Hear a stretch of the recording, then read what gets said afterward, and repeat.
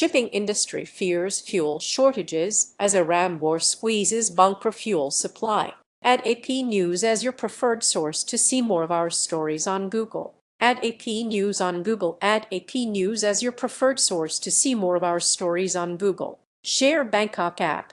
Ship operators rely on a sludge-like substance known as bunker fuel to keep vessels running. The Iran war's closure of the Strait of Hormuz has choked off the supply of this fuel that powers the global maritime industry and its largest refueling hub in Asia. Bunker fuel is a literal bottom-of-the-barrel product, heavier and dirtier than the more expensive kinds of refined crude oil used by other vehicles like cars and airplanes. It sinks to the bottom of storage containers, but it helps move the 80% of globally traded goods that are transported by sea, and experts say that means a shortage of bunker fuel will translate to higher shipping costs, increase consumer prices, and hurt the bottom lines of businesses worldwide. That will be an issue first in Asia, which relies heavily on Middle Eastern oil. In Singapore, the world's biggest refueling hub for bunker fuel, reserves are dwindling and prices are spiking. Shipping companies are trying to adapt to the energy shock, reducing vessel speeds and revising schedules to cut costs in the short term while making plans to acquire ships that can run on alternative fuels. But some companies won't survive this triage for long, according to Henning Gloystein of the Eurasia Group consultancy firm, who warned that the pain will spread beyond Asia through global supply chains. Southeast Asia turns to energy triage. Asia, which was hit first and hardest by the energy shock, has adopted various forms of energy triage to cope, increasing its use of coal, buying more crude oil from Russia, and reviving plans to develop nuclear power. But Asia is bracing for further impacts as energy reserves dwindle and government subsidies dry up. More than half of global seaborne trade moved through Asian ports in 2024. According to United Nations data.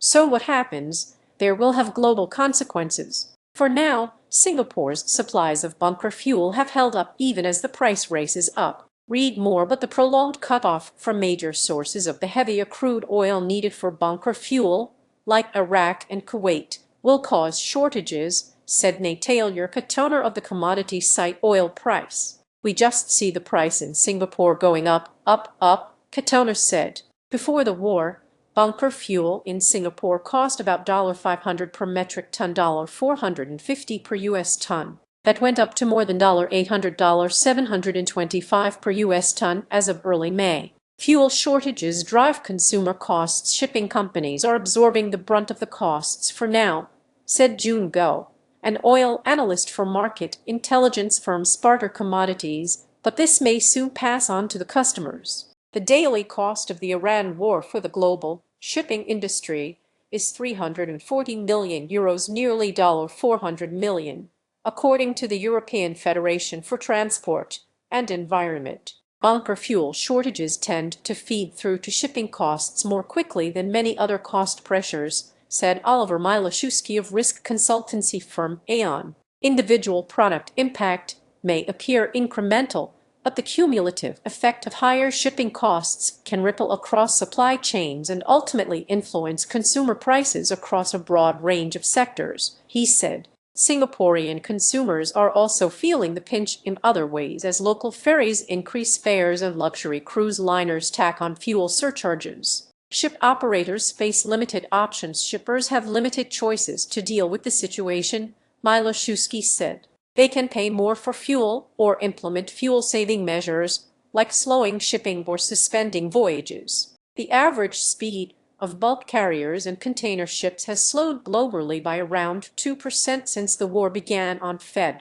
28. Industry group Clarkson's research reported. High prices are also driving more interest in green fuels, said Hakan Agnaval of marine and energy technology manufacturer Wärtsilä. The good news is the technology to create lower-emitting fuels exists, he said. The bad news is production isn't yet at scale, and greener fuels are often more expensive. Though U.S. President Donald Trump derailed efforts to shift global shipping away from fossil fuels in 2025, Agnaval said the current conflict could prompt strategically minded companies and countries to renew their push toward greener alternatives. Rising fossil fuel prices are narrowing the cost gap. That improves the business case for green fuels, he said. The Caravel Group owns one of the world's largest ship management companies, Fleet Management Limited, which oversees more than 120 shipbuilding projects. About a third of ships that the company is managing the construction of will be dual-fuel capable,